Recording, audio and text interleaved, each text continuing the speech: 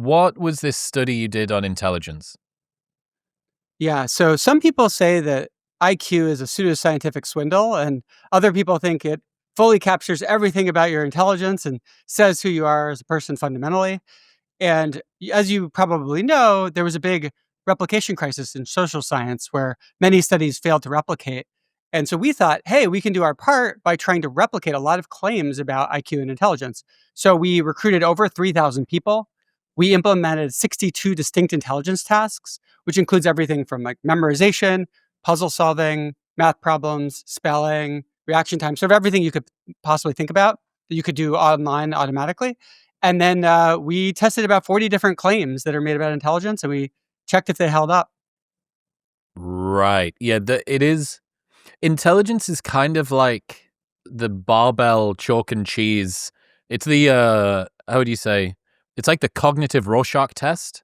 It's like, how you see it kind of tells me probably quite a lot about your priors coming into it. You're right. It's either the fundamental underpinning that explains all of the outcomes that you're going to get in life, or it is a Nazi-ish policy that never had any basis in science and should be totally disbanded. Yeah, it's pretty wild. And so the question is, like, yeah, what's really true about it? To what extent is academia right about it? To what extent are the lay public right about it? And so we explored a bunch of those questions. Why do you think, even before we get into that, why do you think it's so contentious? Yeah, I think it's a few things. One, it does have a horrendous history. It was used, for example, like the idea of IQ or measuring intelligence was used for forced sterilization. So that's pretty horrible. I mean, the Nazis got into really some evil stuff around, thinking about how intelligent people are and murdering people on that basis. So I think that's part of it. I think another thing is, everyone kind of thinks it's like, yeah, it's good to be organized. But if someone says you're disorganized, it doesn't feel like it cuts to the bone, like of who you are as a human, or it doesn't make you subhuman. But I think some people feel this about intelligence. If you're told you're unintelligent, that it sort of like says you're bad in kind of a fundamental You're way, or less you're of a lesser. person. Exactly. Yes. And I think that's, and I think, so I think that it feels different. That's interesting. Intelligence is very close to our sense of self in a way that the cleanliness of our cupboards or like our obsessiveness or something isn't quite so much. Yeah, and it's really interesting because having run many different studies on human psychology, we find there are some things people can report accurately about themselves, and there's some things they can't. Like, for example, if you ask people how organized they are, they're pretty accurate actually. But if you ask people, are you intelligent? Not so accurate. Like they don't like it's hard for people to self-assess because sort of everyone has to believe that they're intelligent, right? Or if you ask people how rational they are, it's not something they can self-assess. And so actually one kind of just funny finding, we asked people to estimate their own IQ, and then our study was able to get an accurate estimate of their IQ. And guess how related those two things are? Were people 50% right? Yeah, yeah. It turns out not even right. The correlation was about 0.23. So yeah, people don't have a very accurate assessment. It's better than total random guessing, but not a very accurate assessment of their own intelligences, at least as far as IQ is concerned. Okay, let's get into the different claims about IQ. Which ones held up? Which ones totally fell apart under scrutiny? Totally. Well, should we talk about what IQ is, maybe, just to Yeah. so people, Let's explain that. like what is this thing IQ, right? Because if you really want to say, well, IQ is intelligence, well, is that really the case? Like theoretically, and so we implemented these 62 distinct intelligence tasks, so each one's totally different. And then one simple question we can ask is: suppose you do well at one of the tasks, does it make you more likely to do well at the others? And it turns out it's almost always the case that being better at one makes you more likely at the others, almost throughout all of the different 62 intelligence tasks. And this is a very strange finding. Like this was a finding that we replicated that was occurred early on in the history of IQ. And it's not obvious that it would be the case. Like, for example, you can imagine a world where being good at math says nothing about how good you are at, let's say, vocabulary or spelling, right? But that's not the world we live in. There's something funny that's going on about humans where being good at one task makes you more likely to be good at the other tasks. And then IQ is kind of built on this observation. The idea of IQ is it's a measurement of this thing they call G, which stands for general intelligence, which is essentially what intelligence tasks have in common. So it's kind of the common stuff, so that if you can measure G using IQ, then you have a sense of how well will people do on intelligence tasks in general. How much truth is there in saying that G or IQ might be able to predict your ability to complete other tasks that measure the same thing, but it is not predictive of anything as soon as you step outside of the classroom, so to speak. Yeah, so that's a really good question. That's part of why we wanted to develop a really wide range of intelligence tasks. Like, so we didn't take a strong view on, well, what is intelligence? We said, let's just implement everything we can kind of measure that could be reasonably said to be related to intelligence that we could do quickly on a computer. And so we find that almost all of them are to at least some extent predicted by IQ, right? However, what about things like you go study a small scale culture where they do hunter gathering activities? Is tracking an animal or being really good at like planting and picking, the best fruit, is that related to IQ? I think we don't really know, right? So I think when you get to that kind of stuff, it's far enough away from what we're measuring on a computer that it's hard to say. Or take a phenomenal dancer that just has an incredible sense of where their body is and they can position it exactly the way they have in their mind. Is that related to IQ? I don't know. It's hard to measure that in a laboratory. So I don't think we can say that IQ is connected to every single thing that you might say involves intelligence, but I would say it's connected to almost everything you can measure in a lab, that you can quickly measure in a lab that connects to intelligence. I would imagine as well, in a increasingly brain-based as opposed to a brawn-based economy, more of our life outside of the lab is actually going to look like tests inside of the lab. Yeah, and I think a lot of it depends on sort of what career trajectory you're on, right? If you're a white collar worker, like I think that's going to be true. If you work, building infrastructure physically, then maybe it's not true. So that right there, I think is actually a key thing to note, that IQ tends to predict ability at certain kinds of things, and those kinds of things are much more relevant for some people's lives than other people's lives. Yeah, so IQ is more predictive for certain people than it is for others. Yeah, and actually you find that if you look at so IQ predicts job performance across a wide range of jobs. But if you look at what jobs it predicts job performance better, it turns out it's these higher complexity, more analytical type jobs that does a better job of predicting, rather than sort of maybe more physical jobs or jobs that involve less sort of analytical thinking. Okay, what were the sort of tests that you did to this wide-ranging set of assessments? What did that consist of? Yeah, so things like memorization, solving puzzles, guessing the next symbol in a sequence, like Raven's matrices, a famous one, spelling, vocabulary. We even had one on reaction time where we had a green square and we said as soon as it turns red, click. And literally, IQ is somewhat predictive of how quickly you click, which is kind of nuts. But Right. funnily Okay. enough, IQ had a negative predictive ability with how fast people thought they would be at clicking. So people actually with higher IQs thought they had lower reaction times, even though they had somewhat better reaction times. Oh, that's interesting. Well, yeah, I guess we can get into the implications of people's perceived expectation and then what actually happened. Talk to me about the main claims around IQ. What were the ones? I mean, even going in, you must have had an idea where you thought, I feel like this is probably going to get replication crisis, or there was stuff that was more surprising. Yeah, so we weren't sure because, in some areas of social science, there's been really bad replication crisis where maybe like 40% of the papers just don't hold up if you redo the experiment. That's pretty bad. Other areas, it's more solid, like in cognitive psychology, where they're like having you look at like lines on a screen and like measuring really low level brain function. That stuff tends to hold up better. So, where is IQ on that range? I would say overall, just like taking a bird's eye view, we did replicate a lot of the academic findings, but not necessarily every single one of them. But I think one of the sort of key things that's really important to understand about IQ is that if you look at these 62 intelligence tasks, IQ captured about 40% of the variation in people's ability.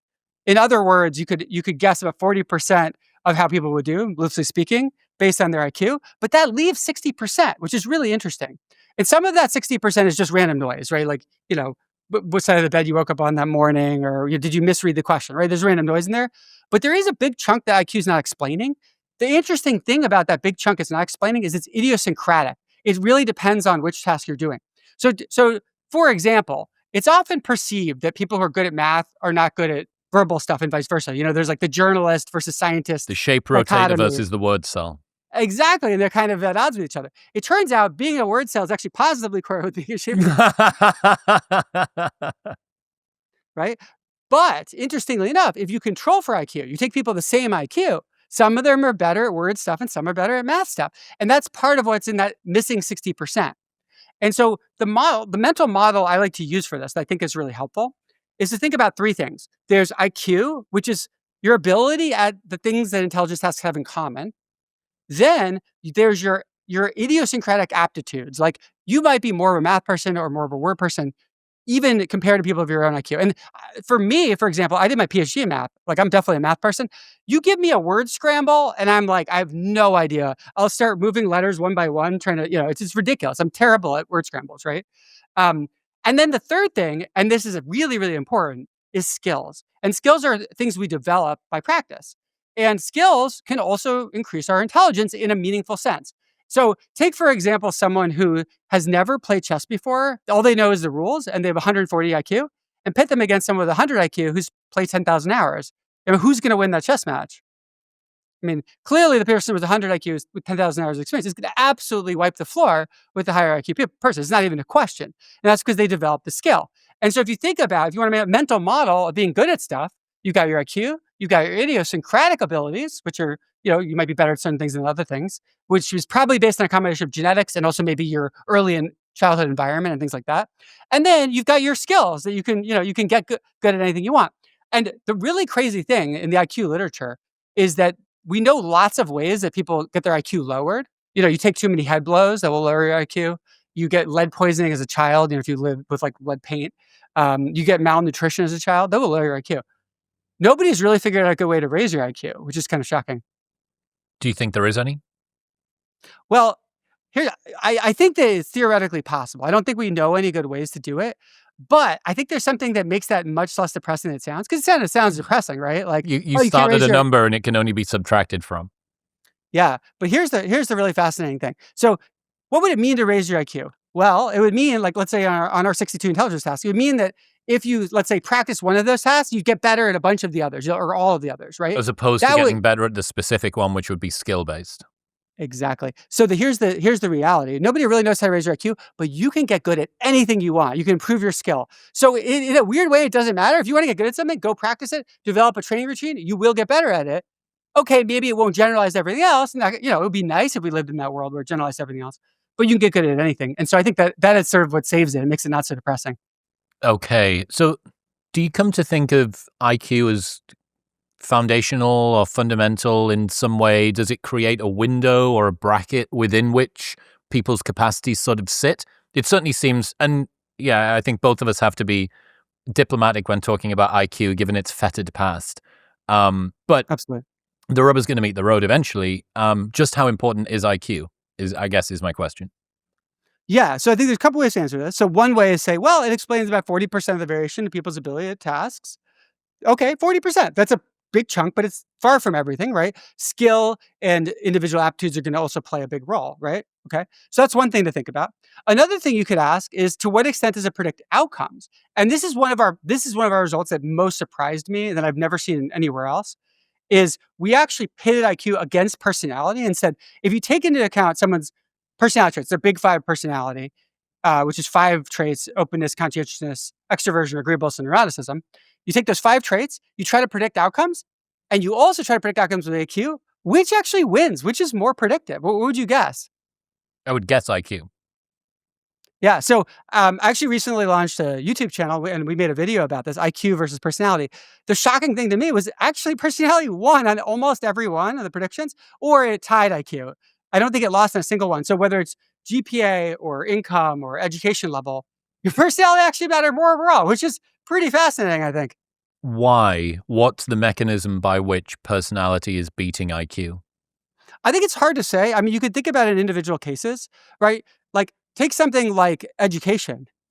Well, clearly, having a higher IQ is going to make it easier for you to perform well in school. But you know what else is going to make you perform well in school? Conscientiousness. If you're organized, you're a little bit perfectionistic, but not too perfectionistic. You always go to your classes on time, etc. Versus the really smart person who just loafs around and doesn't try. Right. So conscientiousness matters a lot. Um, Also, neuroticism can be disabling, right? If you have really terrible anxiety, really terrible depression, it's going to make it hard to study, potentially be distracting. So, I think you take these five personality forces together, they actually account for quite a lot.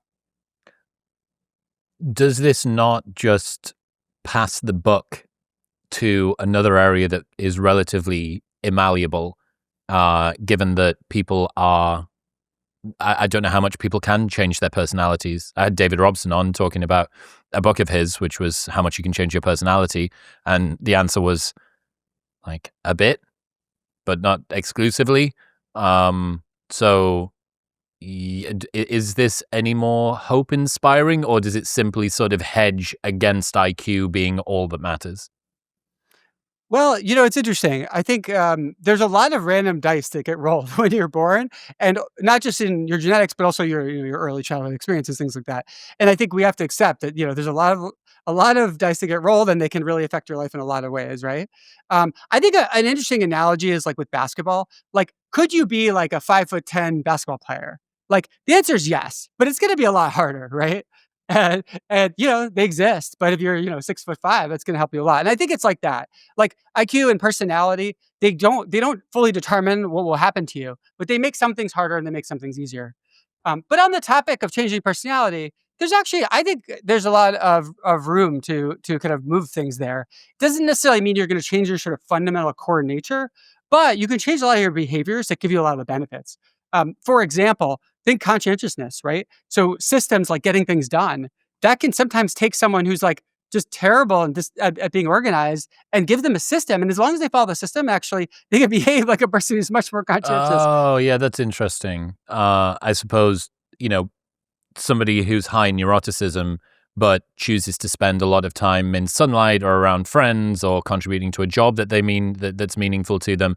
Well, that's really going to counter a lot of your neuroticism. Somebody who is very low in neuroticism but spends all of their time on their own and not exercising and eating poorly is going to display the sort of traits that somebody who is higher in neuroticism would do.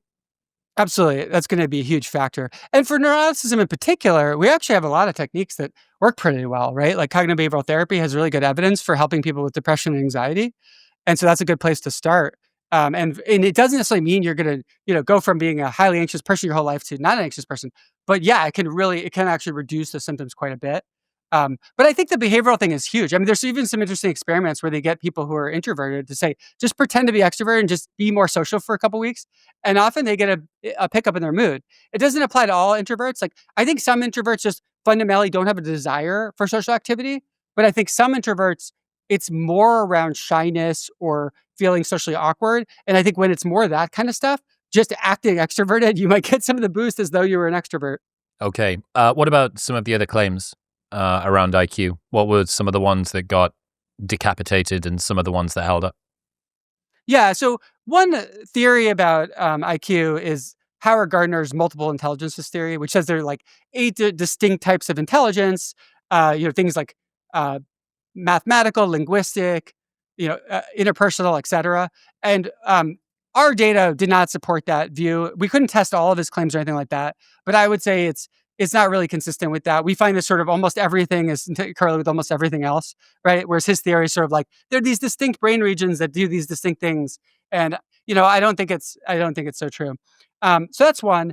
We also had some funny ones that we replicated. So there was an academic paper that claimed that people with lower IQs tend to have more pathological celebrity attitudes. So like they think that if you like meet your favorite celebrity, they're gonna like really enjoy talking to you, or like you're gonna find that you and your favorite celebrity have all these deep hidden connections. And yeah, we actually did find that lower IQ people do believe that more. Um, Oh God, that's such a culturally unfortunate, like inconvenient thing to find out. Oh, the proletariat. No, they're working in the mines all day and then going home and dreaming about this person on reality TV that they're going to spend the rest of their life talking to about interesting things. It's like it's very cliche in a totally it's tragic sort of way. cliche. Yeah. Another kind of like fascinating one. So there was a paper that claimed if you make up nonsense phrases like, you know, the destiny of darkness is everything or whatever, that people with higher IQ will be like, those are bullshit, where people with lower IQ will be more likely to be like, oh, that's profound. And we actually replicated that.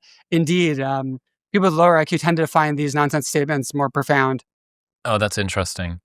What what was some of the, or were there any disadvantages of higher IQ? Was it predictive in some way of things that were usually undesirable? You know what's funny about that? So I ask a question of the week every week on my social media, on Twitter, and one of my questions of the week was, "What do you think, like more intelligent people like are worse at, or what disadvantages do they have?" Mhm. And people had like all kinds of theories, like so many different theories, and the reality is like almost none of them hold up. Like it's a weird thing. Like I would say the best evidence of what is bad about having a high IQ is you might be more likely to be nearsighted, and that's probably because of, like, behavior stuff, like, people, maybe from their face in a book, I don't know. I don't know exactly what or just staring at screens. The other thing is they may be more prone to loneliness, like, especially as children.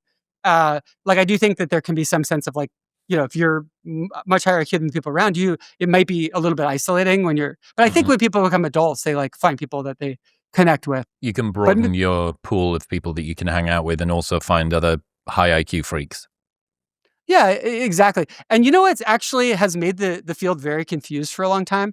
Like there were a bunch of studies looking at Mensa and discovering all these negative things about having high IQ. But it turns out there seemed to be, at least the evidence seems to suggest there's some kind of negative self-selection. Like if you identify yourself as a high IQ person, that's probably really not a good sign. Like just having high IQ is not a bad thing, but making that a major part of your identity, probably not a healthy way to live. I wonder whether that is negatively predictive of having a high IQ as well. What did you find out there? What did you find out about people's ability to self-assess compared with what came up in the data? So we replicated the general finding that people with hierarchy do believe they have hierarchy, but not very much. Like there's a very low correlation. It's like I think it was about 0.23 in our study. So people were not very good at self-assessing, but they were better than random chance. But I think, I do wanna just emphasize that IQ is very far from destiny, right? Like, you can develop any skills you want, you can keep getting better and better at them. IQ might make it harder. It's like the going back to the basketball analogy, right? Mm. It's like height in basketball, like, it can make it harder based on your starting IQ. But if you lean into your, idiosyncratic aptitudes, the things you tend to be better at, and you develop your skills, you develop good training programs, you can get better at sort of pretty much anything. So, just yeah, I really do want people to keep that in mind. Let's say that there was a way to improve the IQ of everybody. Uh, would that be the sort of thing that on average is likely to improve life quality for all of the people who got it? Well, see, this is really fascinating. What do you think the relationship between IQ is and happiness or life satisfaction? Positive? You got it. It's got to be positive, right? But it's not. It's Oh, for insane. fuck's sake. It's not. It's crazy. Like, and it's almost unbelievable because it's like, well, surely IQ should at least give you more optionality, like, open up more possibilities, Mhm. help you do better in school.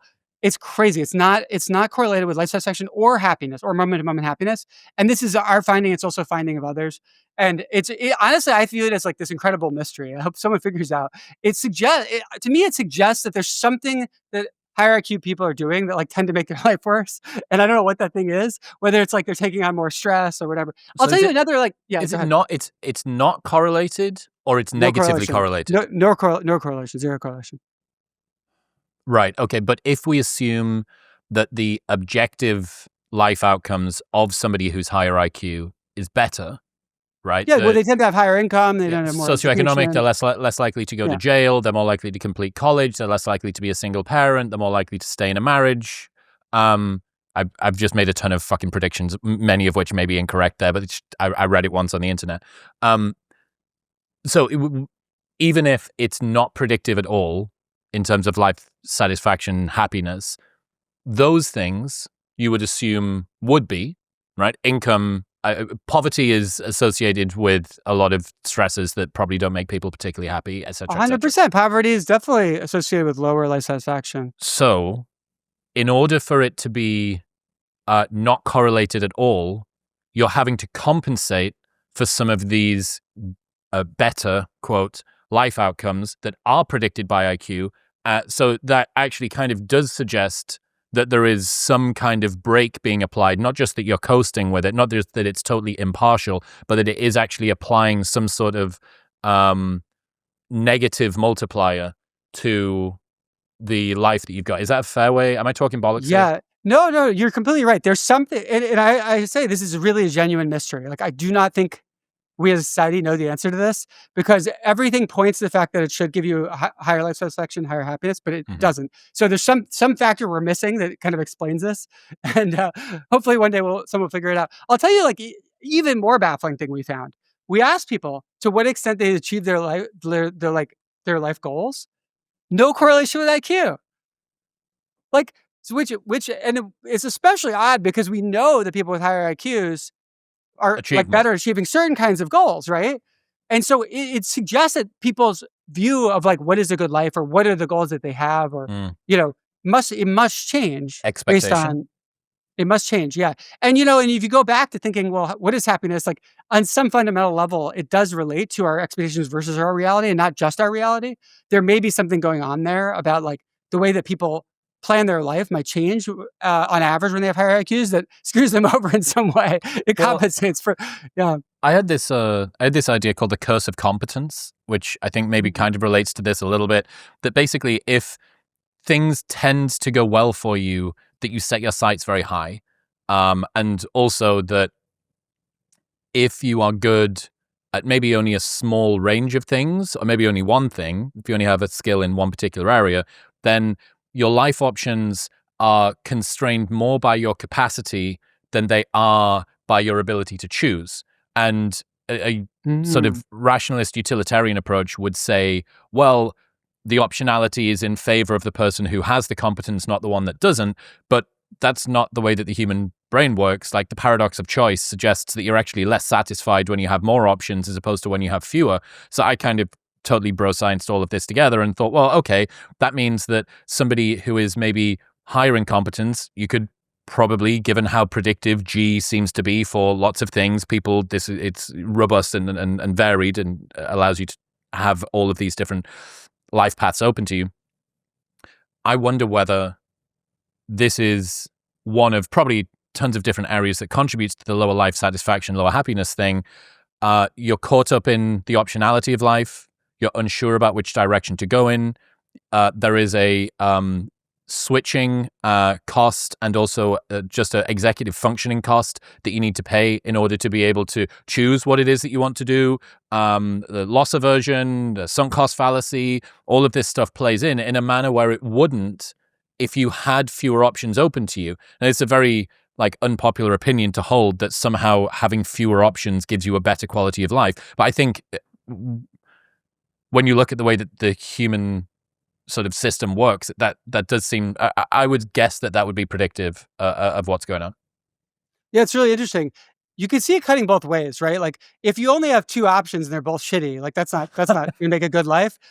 But if you have like 1,000 options, you have no idea which one to take, and you're constantly second guessing it. That's also not a good life. So there's kind of this intermediate territory where it feels where like you want at least some good options, but you don't want endless options. And I mean, people say this about online dating, that it can actually make it more difficult to find a really good life partner, because of the sort of the feeling of endless options can make you constantly second guess and not give people a fair shake. Where like, instead of going on that date and really being like, let me really take seriously the possibility that this could be my life partner and try that on just for a couple of days, and then see, decide that they maybe are just always thinking about, 3 other people they could go on a date with. Nexting, as it's known in the world of online dating. What, just to linger on, because I'm fascinated by this life satisfaction happiness thing, have you got any other mechanisms by which you can say this might be something that would contribute to it? Yeah, so I mean, I have hypotheses, but they're speculative. So this is a home of bro science. It's a safe space for you here, Spencer. Oh, I appreciate that. Yeah, so one thing I suspect is that when people are higher IQ, they tend to question what they're told more, and they question all the sort of beliefs of their society, and that this might create a sense of social isolation. And you see this, for example, that there tends to be a negative correlation between IQ and religiosity. And that's not to diss religion, but just to say that I think there might, it's like religion, if you fit well, if you're sort of like the median or modal religious member, like it might give you a sense of community, a sense of E is it, life after death. It might give you a sense that someone's, or some great power is looking out for you. And then if you're like, questioning all of that and being like, well, I don't know what to believe, and like this seems like bullshit. Like that may actually make you less happy. I don't know. Very speculative, but Interesting. So IQ is a prophylactic against religion, but religion is a prophylactic against misery. And yeah, you're fighting against it. It's an interesting one, man. So the reason that I asked about if there was a way that we could raise everybody's IQ, I've just become an advisor in a company that does embryo selection, polygenic risk score embryo selection. And one of the things that they can get a little bit into is looking at raising IQ. Hey, here's a dashboard of 10 embryos that we've harvested. These 3, you don't want those 3. Here's 7 that are left. Hey, this is better immune system, higher IQ, more externalizing behavior, et cetera, et cetera. I wonder, it seems to me inevitable that this technology is going to be used, especially to avoid what John Tooby talks about with gene decay. Are you familiar with that? No, what's that? It's a really interesting idea that basically, ancestrally, the selection pressures that were being applied to humans were so high that any suboptimal genetic mutations were selected out of the gene pool. But as you get rid of that pressure, as you raise the floor, basically, with modern healthcare, a perfect and totally non-controversial example, which it took me a really long time to try and come up with one, is myopia. So people that need glasses. We have to assume on the savannah 50,000 years ago, if your eyesight wasn't that good, you had a less high chance of survival and reproduction, right? Maybe by a little bit, maybe by a lot, it was less high. We now have glasses, right? It makes very little difference whether you're a child or whatever. I imagine it's maybe even not predictive at all of anything in life, other than whether or not your kids have got. But what that means is, over time, people with bad eyesight are more likely to have kids who've got bad eyesight, who more likely to have kids that have got bad eyesight, because the deleterious mutations are being accumulated and not selected out. What you end up with is what's called a crumbling genome, which is one that's kind of less robust over time because it's being buttressed and supported more by infrastructure. I absolutely do not think that people who need glasses should be killed at childbirth or at any point later in life. I think that would be a terrible idea. But I would guess anybody who needs glasses, I'm someone that did need glasses and I got laser eye surgery to fix it. If you could have told me that my parents would have been able to not have that be an issue for me at birth, and I'm aware that this isn't actually technically the way that it works. You get into a much more sort of messy ethical territory because it's not about getting this same embryo and getting rid of the myopia. It would actually be choosing a different one. But for the purposes of not talking about whether the soul is transferable or not, I think we just need to stick with it here. My point being, I think that this is going to be used a lot. I think it's going to counter, hopefully, some of the mental health. Like, we could see that. I certainly think that you could look at some of the negative outcomes we've got, the predilections people have toward negative mental health, and say, well, if selection pressures were higher, somebody that had a lot of depression and anxiety, maybe they would be less likely to survive and reproduce. I don't think that should be the case either. I'm somebody that suffered with depression and anxiety. I don't want to be left out to dry because my tribe doesn't like me or whatever, because I'm not a fun hang all the time in my 20s. But yeah, I just get the sense that this is going to happen more. And if we've got that, and IQ is one of the things that's going to be selected for, I think it's really important that conversations like this that sort of look at IQ apolitically, that work out what it's good for, what it's not good for, where the limits of it lie, but to basically say that if you've got the choice to, don't live in a house with lead paint, right? That's a good idea. Don't get hit in the head too much. Don't live in a house with lead paint because your life outcomes are maybe not going to be that good. That being said, not actually going to make that much of an impact on your happiness or your life satisfaction. Well, that's the irony. If the parent wants the kid to be happy, don't select for IQ. And if you want to help the world, maybe select for altruism. maybe that's what's more beneficial for the world. That's a fascinating point. Well, think about yeah. Mm-hmm. I'm just that's such a great point, and one that even for me hasn't fully sunk in, given that I already forgot it. Kind of. Most parents, if you ask parents, what is it that you want for your kids? So I just want them to be happy. All right. Well, you're left with a pretty difficult decision here, right? Because you know that life outcomes are objectively on average in a modern capitalist meritocratic society are going to be better with higher IQ. But maybe they're going to be a little bit more sad. So actually, what do you want? And that's Yeah, I don't an know if they're interesting more question. sad. I just think they're not necessarily happier. If you're trying to do it for the kid, it's an interesting question. Are you trying to do it for the kid, or are you trying to do it for your idea It's a of what you want your flex. child to be? And that's it's a somewhat different thing. What do you think the future of IQ research, IQ discussion looks like? It's a good question.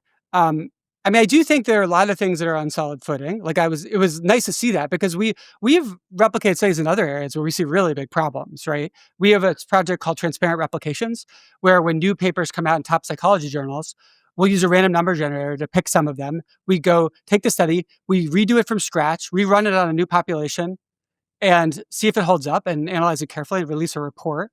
And we find that a bunch of really serious problems. So at least it's good to see the science is like largely functioning properly. We got a lot of stuff did seem to hold up. I would love to see more research on uh, can you raise IQ? Because that would be really, really cool if we could test lots and lots of different methods. Like I'd love to see a study that gets 25 different researchers to come up with ideas of how you might train at something that helps you at everything, right? It improves your skill at everything. And like just test them all, because there's been some efforts in this and they haven't gone well, but it doesn't mean there's not some way to do it that we just haven't figured out yet. Fascinating stuff. All right, what have you learned about imposter syndrome? Yeah. Oh, just one more last thing about IQ and intelligence. If you're interested in this topic, we released a giant report with all of our findings, all the 40 different claims we tested. It's on our website, clearerthinking.org. So you can check that out. Dude, And also, everyone needs to yeah. check out all of the shit that you're doing. I love the Oh, podcast. I love the blog. I love your articles as well. thank you. Everything. I'll get Thank linked. you so much. Yeah, I appreciate that. Yeah, so the podcast is Clearer Thinking with Spencer Greenberg. Every week I invite on someone I think is brilliant to discuss 4 ideas. So yeah, I'd love for you to check that out. Cool. So yes, imposter syndrome. So this is something that we deep dived in. What we did is, this is kind of the style of our work a lot of times. We took all the different scales to measure imposter syndrome. We put them together. We ran a big study, testing them all simultaneously. And then we analyzed it to figure out sort of what are the core components of imposter syndrome and what is it related to. And so for those who don't know, imposter syndrome is basically when you're someone who's skilled, but you believe that all your success it was just lucky and that you're somehow secretly a fraud and that you don't really have the skills that people think. And so we found, so in analyzing all these different ways of, kind of measuring imposter syndrome, 2 of the questions that were most predictive of it were, when I achieve results that are praised, I worry that I might not be able to fulfill that person's expectations in the future. So if that's something that you resonate with, you might have imposter syndrome. And another one was, I'm afraid others will discover to the extent to which I lack knowledge or ability. So you feel like you're keeping the secret of your incapability. So both of these are in relation to others.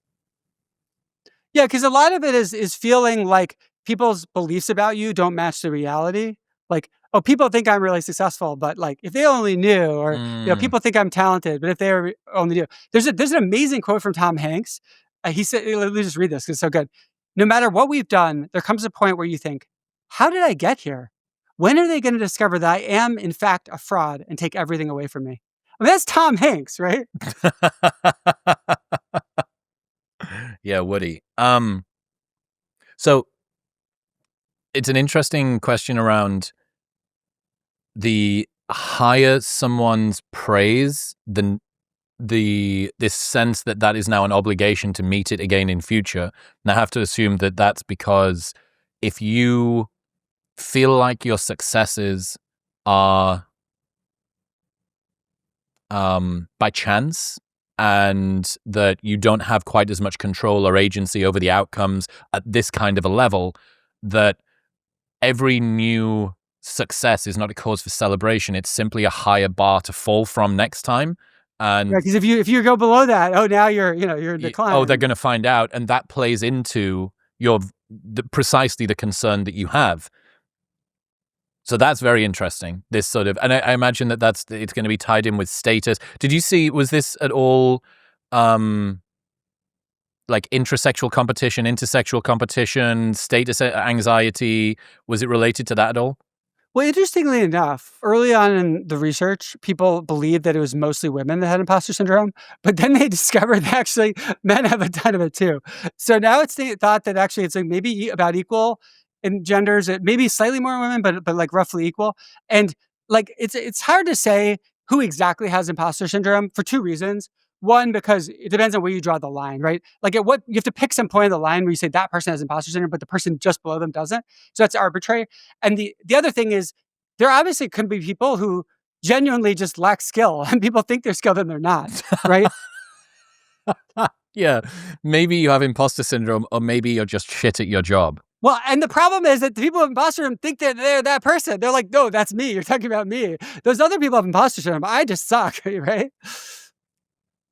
Fuck, that's interesting. Okay, so how common is imposter syndrome?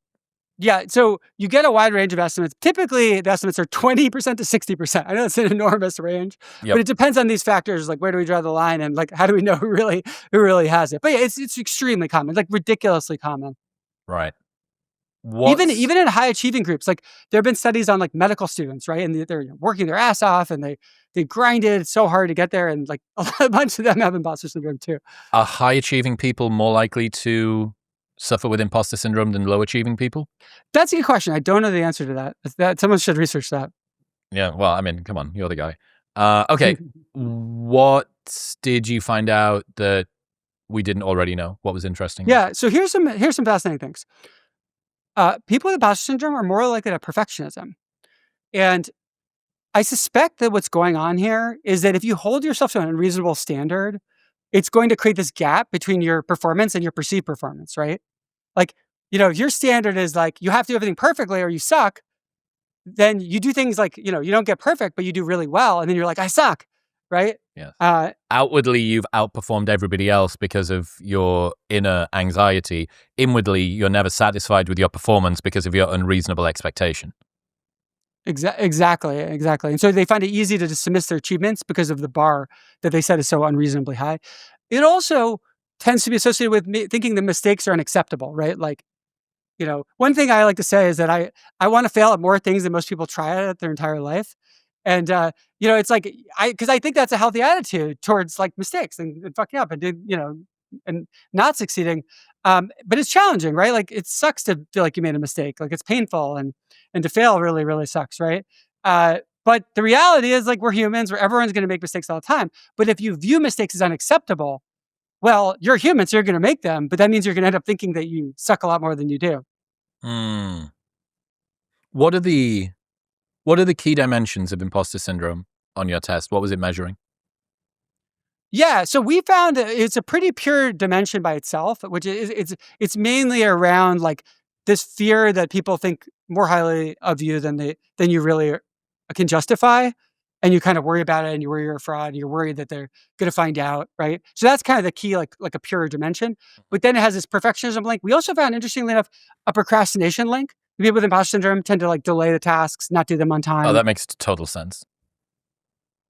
Yeah, I think. And that also might tie into perfectionism to some extent too. But it is interesting how sometimes if we don't give ourselves time to do something, then it's easy to kind of like give ourselves an excuse and feel less bad about it, right? It's like, oh well, yeah, I only put 2 hours. I know I should have like started it last week, but then it's like, so I'm not really that bad a person because like, I didn't do a good job just because I only spent 2 hours on it, right? So there's these weird like ego games we play with ourselves to try to protect ourselves.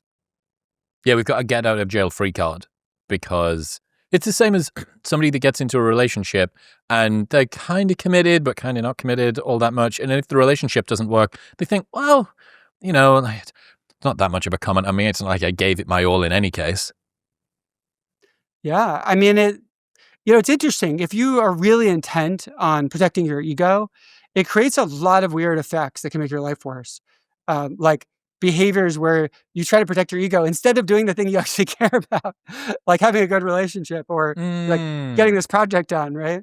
Right. Yeah. Okay. So the reason that you're dating is to find a life partner that makes you feel happy and fulfilled.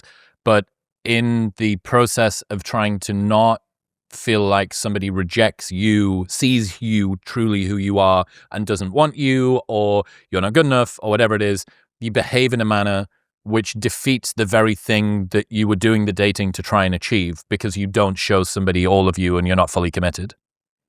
Exactly. And I don't know if we're going to talk about narcissism later in this conversation, but yeah, like is especially a problem for narcissistic people. But everyone like tries to protect their ego to some extent. We just differ in how much we try to do it. What do you make of this slight lean toward females? Yeah, it's interesting. I think that women tend to be less self-confident, and uh, men. And so we ran this funny study where we asked people, out of 100 people of your age and gender, how many of them do you think you'd outperform at different skills, like surviving in a zombie apocalypse and dancing and kissing and Okay. cooking and all these kinds of things? Yep. And men tend to be a bit more overconfident. Like they tend to be a bit more, yeah, I could beat 70% of men at fighting or kissing or whatever. Not kissing men, kissing women. But yeah. So I think and I think that's probably why people assume that women would have this more, because like they tend to have lower self-esteem and less confidence. But funnily enough, it seems like on imposter syndrome, not necessarily. And and it's hard to know why that might be, that it's more balanced. But it could be related to men often treat their work as sort of fundamentally their value, right? Like Mm. so what they do in the marketplace is like says who they are. Mm. Okay, so are there any counterintuitive benefits to imposter syndrome? Well, that's really interesting. I think a lot of times when we have these like damaging psychological beliefs, they're solving some kind of problem for us. It's often not worth it, but like they're often not random. And so a good example of this is like negative self-talk.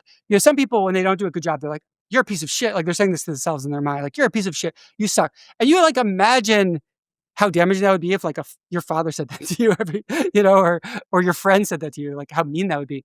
But it's like, well, why do people do that? And I think it's because at some point in their life, they learn that like that squeezed a little bit more performance out of them. And then they're like stuck to that rule of like, Ooh, oh, if I whip myself into submission, then sometimes things go well for me. exactly. I'll get myself to work harder and blah, blah. Of course, there's an incredible cost, and the cost is usually not worth it, right? But it's like they're often, I'm not going to say always, but often I think people are solving a problem with these dysfunctional psychological beliefs. It's just that they're creating more problems. And it like, but then if you sort of challenge it and said, well, what if you just didn't treat yourself like shit? What if you didn't call yourself a dick all the time? Like they're like, on some level, they're like, but then I wouldn't be high, I wouldn't push myself. So they're like scared to let go of this dysfunctional measure. So you have to kind of give them another tool and be like, well, you could, instead of, don't just throw it away. Try this other tool for getting good performance out of yourself. Right. Have you got any idea of potential interventions for imposter syndrome? Yeah, so we looked into this a bunch, and we made on clearthing.org. You can find our imposter syndrome assessment. You can go measure your imposter syndrome, but we also in it have a bunch of techniques you can try. I'll say that the evidence there's not a huge amount of evidence, but we looked at the evidence and we teach you techniques that are at least somewhat evidence based. So one of them is self compassion, and I have to say this tends to resonate a lot more with women than men in my experience. But self compassion is actually like a pretty cool set of techniques for someone who tends to be pretty harsh on themselves. And it's basically, I mean, like at a core, it's saying, well, how would you treat like someone you really care about when they're going through something difficult? And just use that same energy towards yourself, right? Like treat yourself with understanding, treat yourself with respect, treat yourself with kindness and empathy. And, don't berate yourself just like you wouldn't berate a loved one. Obviously, there's more to it than that, but I think that's like a good starting point. And I think for people that have a lot of negative self talk, I think that's a really useful technique. Mm-hmm. Anything else? Yeah, another one is cognitive therapy can be useful here. So this basic tool from cognitive therapy where when you're feeling emotional, you tend to have distortions in your thinking. This is actually one of the things that first made me obsessed with psychology. So I was reading a book on cognitive behavioral therapy, and it made this claim like when you're feeling intense negative emotions, your beliefs tend to get distorted in predictable ways. And I was like, what? Really? Is that true? So one time when I was feeling like emotional, I wrote down my thoughts, and then I came back to them when I was in a neutral emotional state. And I was like, holy shit, that's exactly I'm what happened. psychopathic here. My beliefs were distorted by the intense emotion. And so cognitive therapy, I think, has this correct observation it really often is the case. And so one cool technique is you write down your thoughts when you're feeling negative emotions. Like, let's say you're telling yourself that you're a fraud and everyone's going to find out. You write down those thoughts. You come back to them in a neutral emotional state, and you really try to evaluate the evidence. You say, what's the evidence for? What's the evidence against? And then once you've done that, you ask yourself, can I replace this thought with a thought that's at least as true and more helpful? So let's say the thought that you tend to have is like, I'm a fraud and everyone's going to find out, right? You think, what is a belief that's just as true or more true, but it's more helpful than that? Like, maybe it'll be a belief like, I'm not good at everything, but I am really good at some things, right? So that's an example of like a replacement thought. Mm-hmm. And then what you try to do is you try to practice that replacement thought. You try to notice when you're having that first thought and just immediately replace it with the second thought. Like, just say the second thought to yourself in your head or out loud. And it can be actually quite a powerful technique. Is there any relationship between IQ and imposter syndrome? Oh, that's a great question. We didn't study it, unfortunately. Okay. Well, so the reason I ask it is I'm seeing at least one thread between the two topics that we've spoken about so far, which is outwardly the outcomes. Oh, actually, let me ask you this first. Do people that have got imposter syndrome have better life outcomes? Yeah, unfortunately, I don't know that either. So I don't know much about the link between imposter syndrome and like objective achievement or life outcomes. I mean, it is linked. So I will say imposter syndrome is linked to more depression and anxiety. So on the emotional front, they have worse outcomes. But things like whether they do better in school or things like that, I don't know. Yeah. So you can probably see where I'm going with this. Higher IQ, better objective life outcomes, the only way that we can be measured, which is externally. Inwardly, these people seem to be it's not correlated, but if life outcomes are better, and that would be predictive of better life internally, and it's Something's not, going wrong. Yeah. There's a little bit of a sort of a minus multiplier going on there. And the same thing goes for the imposter syndrome. I would guess that people with imposter syndrome, on average, are higher performers than people who don't have it. And I think that it's because of this sort of paranoia that they have about being found out, which will drive them to pay more attention, be more diligent, be more obsessive, compulsive, neurotic, work harder at these things in a desperate attempt to try and disprove their own unreasonable expectation for their standard that everybody else doesn't even know exists. So again, one of the questions that I've been the most fascinated by, probably since I started this podcast, is what is the price that somebody pays in order to be a person that you admire? So high performers, high achievers, the ones that everybody seems to look up to. Okay, well, that's what it's like externally, but what's their experience of like life like internally? And I'm like a Pokemon card collector for just more little pieces of evidence that the way that somebody's life is going externally is not necessarily predictive of the things that you care about the most, which is peace of mind, the life satisfaction, happiness, connection with others, texture of their own existence as their head hits the pillow at night, that sort of stuff.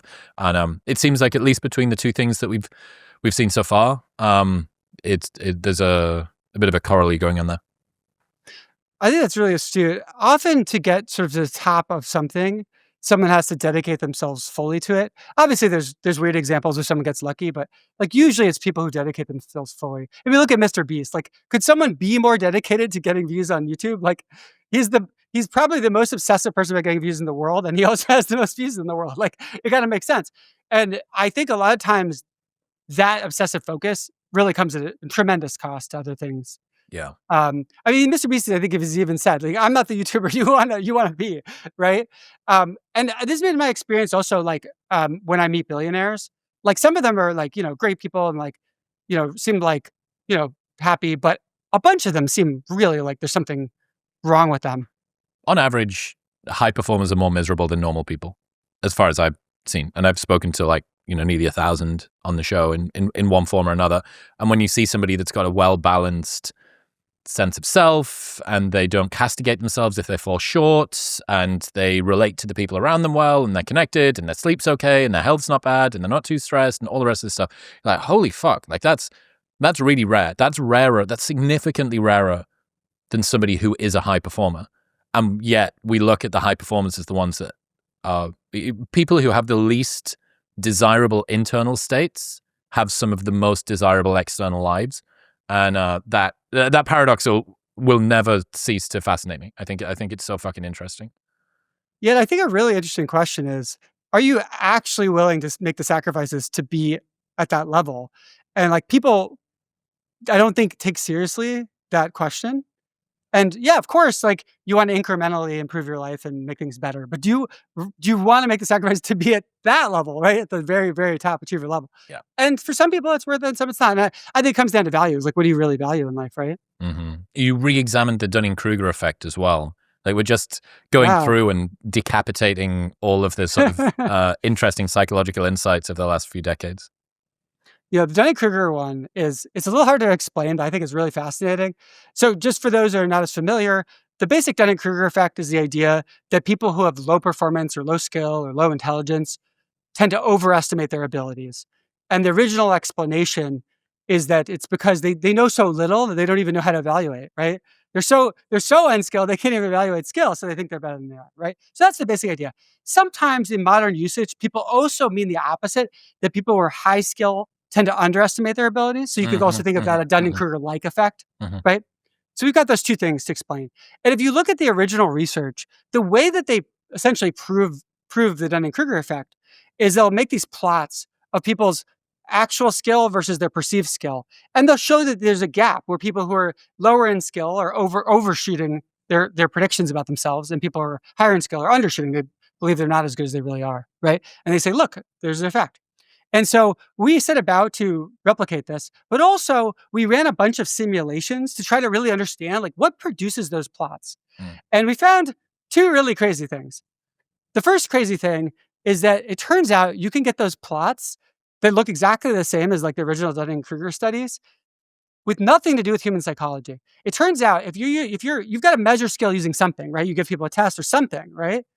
If you measure skill with something that has a decent amount of noise or error, right? Because you give people a vocab test. Well, there's some noise in it, right? It's not a perfect measure of someone's vocabulary, right? There's some choice of what questions to ask, and so it's somewhat noisy, right? So you have this imperfect measure. You get a Dunning-Kruger plot.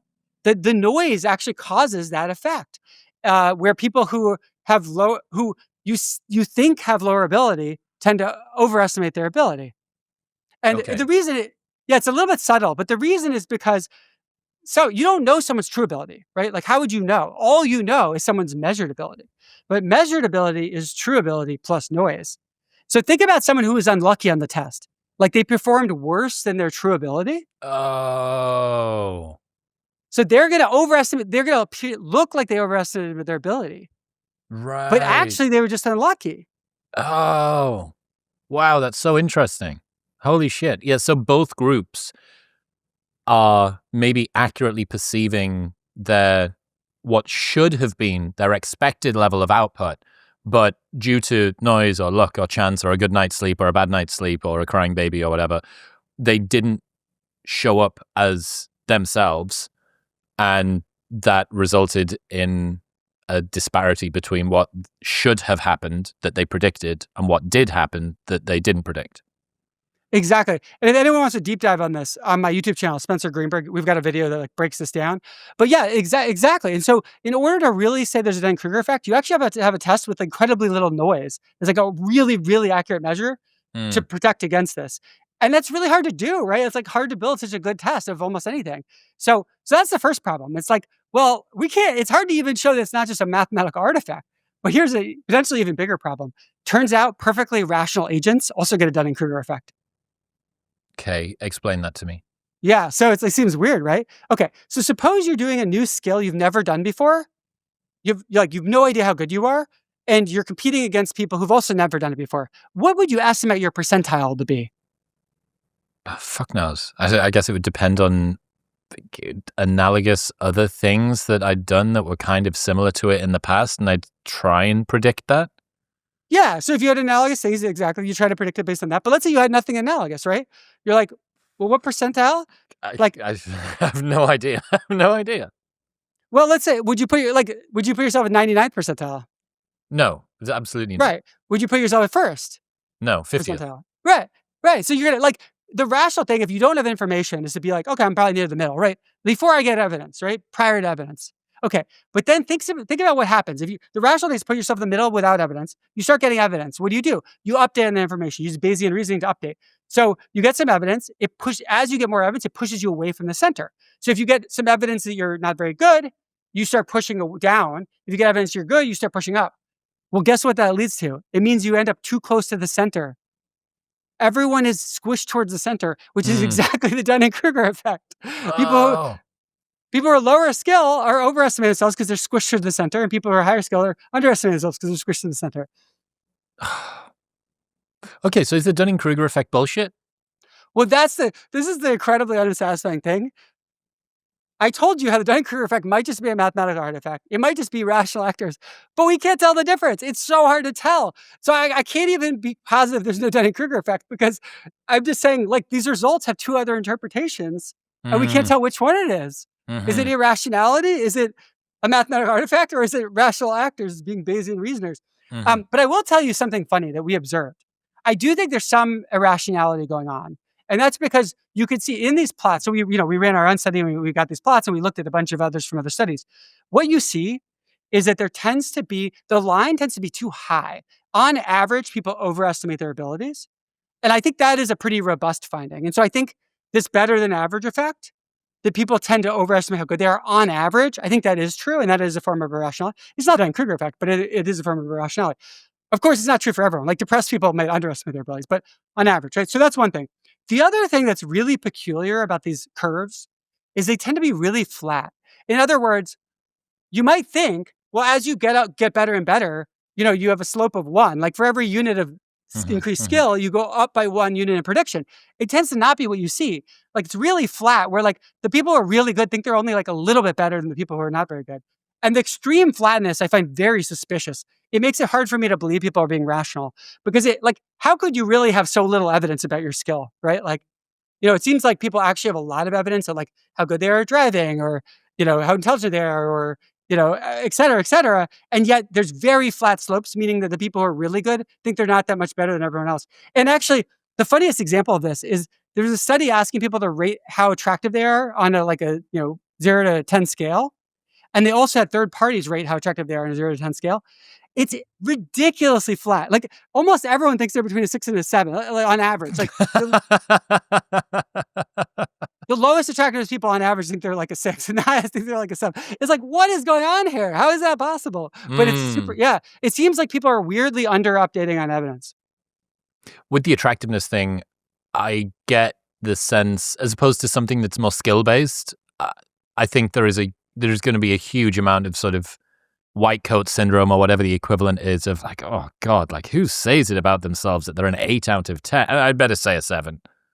True, but these are anonymous surveys. So yeah, I agree. Like definitely if you're being interviewed, but most people would they don't want to seem arrogant. Some social desirability bullshit going on. Yeah, I don't know. Yeah. Well, I mean, maybe that's just, I get the sense that maybe with things like self-rated attractiveness, it is so enmeshed socially that even if you do, it's anonymous, no one's ever going to see, the metadata has been wiped, we don't know your IP address.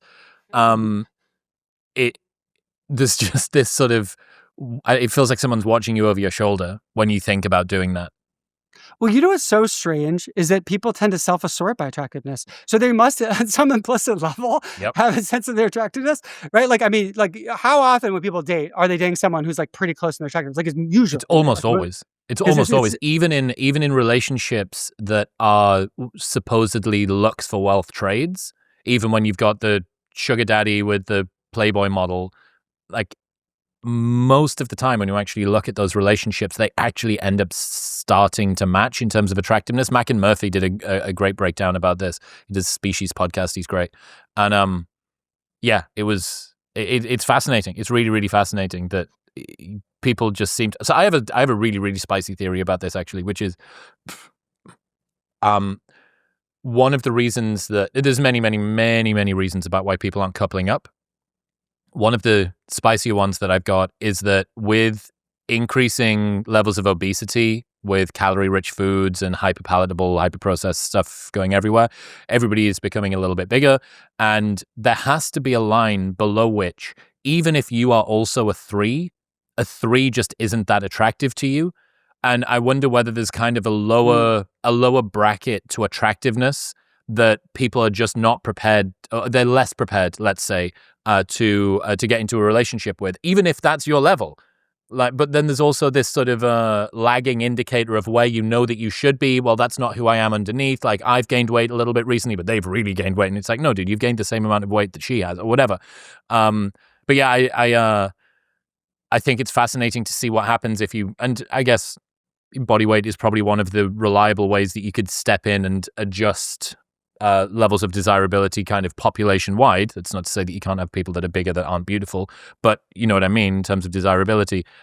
It's just, what are some of the things that have happened across the board? Like, I don't know, if the ozone layer above America got disintegrated and everybody had leathery skin or something like that, like what's something that's happening on a relatively sort of global, or at least like population-wide level, that's impacting appearance? And this is one of the, I guess, interventions, unfortunate experiments that's kind of being run. So it's like decreasing baseline how attractive people are to each other. That's across the That's board. interesting.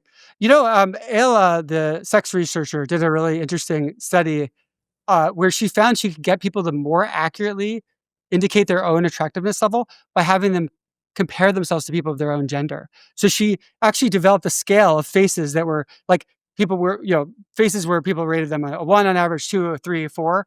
And then she said, where do you rank yourself against these faces? And the people were actually more accurate than when they had to put it on like an objective scale themselves. Okay, what do people consistently get wrong about personality disorders? You mentioned earlier on about narcissism and BPDs, stuff like that. Where do we not understand personality disorders very well? Yeah, great question. So this is something I've been deep diving a lot on recently. I actually did a series of interviews for my podcast with a narcissist, a sociopath, someone with borderline. Just search Clear Thinking on your podcast app if you want to check that out. But I think it's actually like a surprisingly important topic because almost certainly, unless you're like really kind of a hermit, you know people with personality disorders, right? So if we think about even just 3 personality disorders, we think narcissistic personality disorder, um, antisocial personality disorder, also like known as sociopathy casually, and borderline. Like each of them is estimated to be more than 1% of the population. So you know, 100 people, there's a good chance you know someone with one or more personality disorder. And I think they also, while there are absolutely people with personality disorders that are good people and not harmful, they tend to have an elevated risk of causing harm to others, like a very substantially elevated risk, especially if you end up in a romantic relationship or a business relationship, or they're your best friend or that kind of thing, or family member. So I think it is useful and important to understand these disorders. I think the first like big misconception is that people confuse like traits with the disorders. People think, a lot of people will be like, oh, my ex-partner was a narcissist, or my boss is a narcissist, or my boss is a sociopath, or whatever. And I think it's important to understand that like these are trait-based things, right? That narcissism is a trait, grandiosity is a trait, manipulativeness is a trait. And so everyone kind of is somewhere on the spectrum of these traits. And most people who are like somewhat narcissistic or somewhat, manipulative are not, they don't have the disorder. And I think that's, so I think on the one hand, they're like often overdiagnosed, like people are like accusing others of having them when they usually don't. On the other hand, the people that do have them often go overlooked, and like people actually don't realize that they have them. And that sometimes comes at incredible cost. So they're both being overdiagnosed and underdiagnosed at the same time. Exactly. And, I think one thing that contributes a little bit here, if you think about, let's say, someone with narcissistic personality disorder, if you really get to the core of like their underlying motivations, which is how I like to think about it, I think what they're really driving towards fundamentally is attention and admiration as sort of like their highest value or drive. And, uh, and thinking of themselves as special and better than other people. And if you think about it that way, you realize that their behaviors are not necessarily what people would expect of a narcissist. And so let me give you an example. Suppose that someone says, "Hey, Chris, that's a really cool watch. Like, I really like it. Where'd you get it?" Right? You might think of that as sort of like a nice thing to say, right? An altruistic kind of thing to say. But what do you think is likely to happen after someone gives you? Let's suppose you like actually care about your watch, right? Like, what do you think is likely to happen after that? Mm, you care about your watch more. You tell them, maybe they go and buy it as well. Yeah, so that's on your side, but also, like, you probably feel kinda good about that person, right? That's, like, a nice thing. Oh, of course. Yeah, pro-social. What a lovely compliment. Thanks, Spencer. Yeah, I love this watch. I'm glad that you noticed. And how do you think that affects the likelihood that you compliment them later? Ah, yes. Yes, yes, yes. So it's this sort of reciprocal debt that you need to pay. Exactly, because they love admiration and attention and feeling special. So So if they're they give flattering, even though that doesn't seem like the sort of thing that somebody who is a narcissist would do, flattery is a tool that they can use to reciprocally get that back. Yes, and I think it's useful to think of, like, obviously people have different skill levels, but it's useful to think of a lot of people with narcissistic personality disorder as experts in getting admiration and attention. So they're not using, like, some of them use really, like, crude methods. They just brag, really boldly and, and obnoxiously. But they're experts in getting admiration and attention. So they do sly, subtle things. They give you really nice compliments that make you feel special, make you like them, and then make you give them a compliment later, right? I'll give you another example. My friend was dating a narcissist, and we were talking about him, and she's like, it's. I mean, he's just textbook, like everything. He's clearly a narcissist. But she was saying, the thing is that, like, I felt like he wasn't a narcissist because he would give away all this money anonymously to charity, and I was like, that's really interesting. How did you know about that? So he would literally constantly brag about his anonymous donations. So, It's no but it longer worked. anonymous. Yeah, but it worked. Like it somehow worked, right? Where she was like persuaded by this that he must not Mhm, be mhm, mhm. narcissistic. And so I think that, like, if you think about them being savvy at this, it really changes your perspective, and it makes you realize that they're a lot harder to pick up on than a lot of people realize, and that's why people often misidentify, right? And in fact, there was a fascinating study where they measured people's narcissism and had them give like a just a 2-minute speech about themselves, like introduce yourself to the whole room. And they asked people to rate how likable people were. And what do you think happened? The narcissists were more likable? The narcissists were more likable. In fact, not only were they more likable, they were even more likable if they cut out the audio. So people, like, they had people watch videos and they cut out the audio. They were still more likable. Their facial expressions were more likable. Their clothing was more likable. Mm. Like they're like experts in being They've likable. curated themselves. Exactly. But the people's impression of them does tend to fall over time, right? Because it's a bit of a mask, right? Mhm. It's like they're And it's trying to gonna get slip you. eventually. Yeah, yeah. And so I think it's really important to know when you're dealing with someone who's narcissistic personality disorder. It doesn't mean you should necessarily cut them out of your life. It doesn't mean they're a bad person necessarily, but I think you should know it's an extremely elevated risk to causing harm, and then you should take that seriously and say, "Do I want this person in my life?" And if you do want them in your life, it also is helpful to know because it actually can help you relate to them much more effectively if you Mhm. understand the way that their minds operate. What about sociopathy and BPD? Yeah. So sociopathy. So I used to never be able to identify sociopaths until about 3 years ago, and something suddenly clicked, and I meet them, like, all the time. It's absolutely wild. Like, I almost can't believe how often I meet them. I was at a party, like, 3 months ago. I met 2 sociopaths at the party. Now you might say, "Spencer, maybe you're full of shit. How do you know they're sociopaths?" Well, I'll tell you. Do you wanna know how I know they're sociopaths? Yes, yes, yes. I take them aside and I say, "Hey, I know this is a weird question, but have you ever considered the possibility that you have antisocial personality disorder?" And do you know what they say to me? They always say something very similar. No, what do they say? They say, no emotional reaction. They say, "I have considered that." And then we kind Yeah, but and then that's we have a not conversation. presumably, you're not saying that to everybody. No, I'm just saying it to people I think are sociopath. So, And then so we have what's the yeah, lead indicator? What's yeah. the indicator that Well, happened before? yeah, so here's the funny thing. You might think it's like, "Oh, I must be noticing that they're, acting manipulative or callously, right, or whatever." It's very rarely that, actually. It's I think the best way to think of sociopaths is it's like, imagine there were aliens that look just like humans, right? Obviously, they're not aliens, they're humans, but their minds operate so differently that it's like they're aliens. So, how would you tell someone is an alien, right? You would notice that they said something that, like, would no human would say. It's just, like, out of the distribution of human behavior. That's actually what I noticed, and I don't think they're a sociopath immediately. It's not like I'm like, "Oh, they did something so unusual that they're a sociopath." I like my obsession is human psychology, so when I notice someone do something, like, where I'm like, I would predict, like, essentially 0 people would ever do that thing, and this person just did that thing, Hmm. I, like, become really curious, and I start asking them questions, and then that's when I develop the theory that they're a sociopath, and I ask Mm. them about it. So let me give you an example. Talking to a guy at a conference, we were talking about how sometimes you can feel emotions in your body, and I was like, "Oh, do you ever feel emotions in your body?" He's like, "Yes. One time I was driving down the highway and a refrigerator fell out of the back of the truck. smashed through my windshield, and I felt something in my stomach. And I was like, what? So I didn't think this is a sociopath. I was just like, what is going on? This is not a psychology I'm familiar with. And then, we talked about it for a while. And then, then he eventually came out that he keeps a list of everyone who's wronged him. And once a month, he checks it to see if he can hurt any of those people in ways that take very little effort, because he wouldn't want to expend a lot of effort to hurt them. But if there's a low effort way he can hurt them, then he might as well, because they hurt him. Wow. Okay. Yeah. I mean, that's a slightly brighter red flag than. Well, yeah. Exactly, but he probably wouldn't say that in just the normal conversation, right? So it's usually what happens is there's this thread of, wow, this person like seems like an alien, like they don't seem like a human, like there's something they said is so unusual, and then that's the thread that I pull on, and then eventually, yeah. I actually like hanging out with sociopaths way more than narcissists.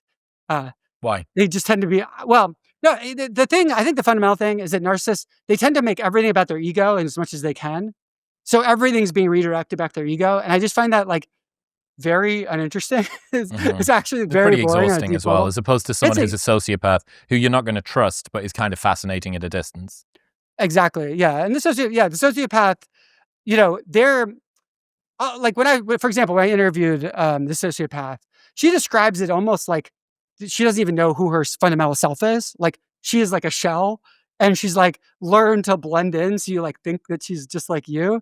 But it's like this practice thing over years. Like I've asked sociopaths, like, do you like watching movies? Because like, I don't know, without empathy, like if you don't like have empathy for the characters, like what are you interested in? Exactly. And they tell me they love movies because they teach them how to behave. Like one sociopath was saying that he learned that if your friend's dad dies, you have to make a sad face and then say, I'm so sorry. It's like someone's read a handbook on how to be a human.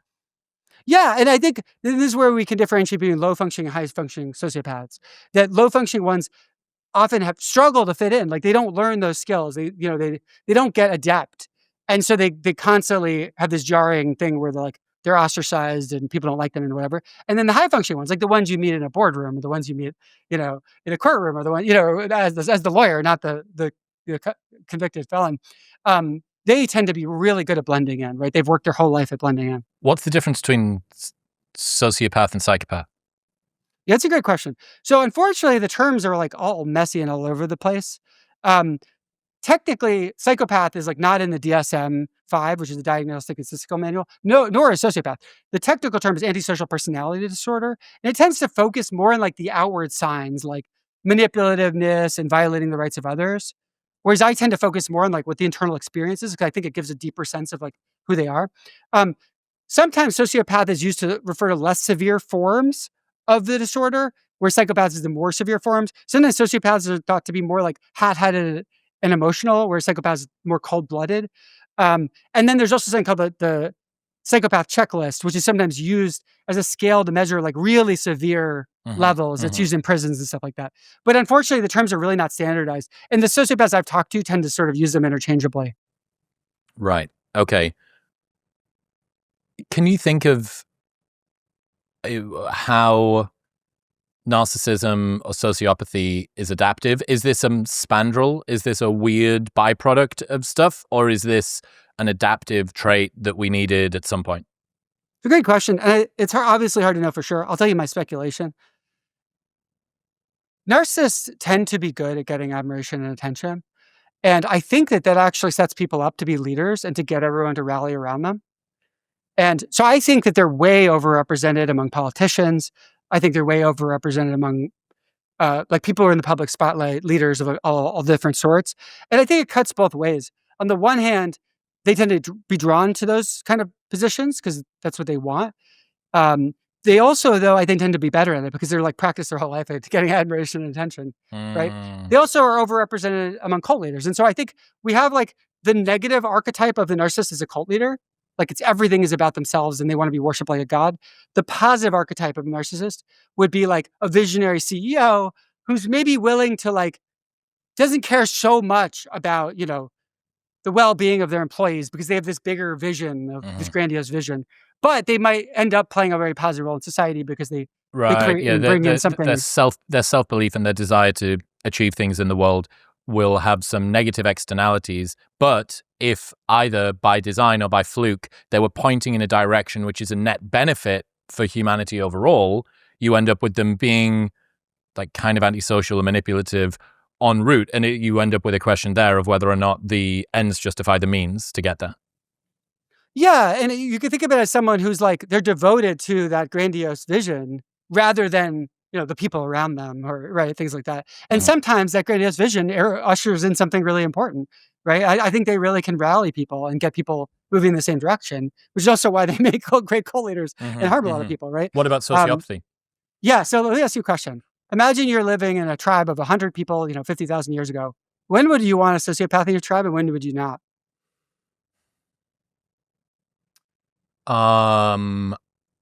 Maybe when there is some sort of fracturing internally, some sort of mutiny, treacherous kind of gamesmanship type thing, and you need somebody that can shapeshift and do the kind of political gamesman thing back and forth. Psychopath, again, the definitions are kind of messy. Perhaps when there was a war, I guess, as well, you need to be conniving and manipulative with it. Basically, any time that there's a rivalrous game going on, either internally or externally, and you need someone that can play that and not have any empathy or hesitation around fucking other people over. I think that's astute, right? Like imagine, for example, you're surrounded by a bunch of tribes. They hate you. They want to kill you. They might just come and like kill you all or rape the women or whatever. Like, but there's a sociopath in your team who doesn't want them to come kill you. And you're like, yeah, that sociopath might just go and assassinate their leader and not think twice about it. Not even think about it. Yeah. Like I'll just go over and kill them, and it's like, well, actually that's pretty useful to have in your team. But imagine you're in peacetime, right? Like everyone's planting the fields and things are good. Like, do you want that sociopath? It's a little bit like having a wolf with a bunch of sheep, right? Like the sociopath is like probably not doing their part. The sociopath is being wartime manipulative during peace, and that's not really what you need. Well, I mean, I guess who's to say that the sociopath would actually? They're kind of like, a sociopath's kind of like, they're kind of like a misaligned AI. They're kind of like a relatively powerful agent that you just don't know what direction they're pointing in, because who's to say that during a time of what we've seen it in movies and stuff a lot, but there is a distraction that creates a vacuum of leadership internally, and someone, as opposed to trying to help the tribe by using their sociopathy against the opposition, they use it internally to try and capture power for themselves, because this is a turbulent moment where they can step in and ascend to the top. Yeah, I'll tell you something. A top VC in Silicon Valley told me this. I don't know why he told me this. He told me he likes to fund small startups that have sociopaths as leaders, but then he kicks them out when the company becomes big. And he said it's because when there's a smaller company, the sociopaths like interests are very aligned with like the startup succeeding, and they're willing to make like really brutal, cutthroat decisions. But when it gets big, they actually benefit most by just extracting value from the company itself. Whereas the small startup doesn't have value to extract. And so it's like crazy. He essentially funds sociopaths and then kicks them out of their companies. Dude, like, I wow. mean, like, if you want to use sociopaths as the launch pad booster rocket to get your heavy load out of orbit, and then you actually switch to a cleaner fuel source once you get up into the atmosphere, I guess. Yeah, that's an interesting one. I had this idea, I guess. I wonder whether we're over-pathologizing difficult people as disordered rather than just unpleasant. It's like, how many people are just fucking unpleasant to be around? That's absolutely true. I mean, the vast majority of people that are like kind of a dick or unpleasant, they don't have a personality disorder, right? They're just, a bit of a narcissist, or they're a bit of a dick, or they're just like dealing with their own shit, and then like they put it out on you because they don't have good emotional regulation skills, right? So it is a lot of that, and like we're really talking here about extreme personality types, like really, really extreme, where something I've thought a lot about, like, is it even useful having these categories, right? If these are all traits that are on a spectrum, my suspicion is that what happens is as you get more and more extreme, it starts to dominate more and more of their behavior. So if someone's a little narcissistic, they may not have that much in common with other little bit narcissistic people, right? Because they have so many other things going on. But if like narcissism actually drives, like, is their fundamental drive in life, they actually might behave really similar to other narcissists because they're kind of like guided by the same North Star. So I think that's what happens. That's why I think these categories are useful. At the real extreme, you start noticing so many similarities across them. Because it's if someone is 99% made of custard, it's okay to say that you are custard. But if you're only sort of 65% made of custard, it's like, well, I'm kind of interested in what the other 35% of that is.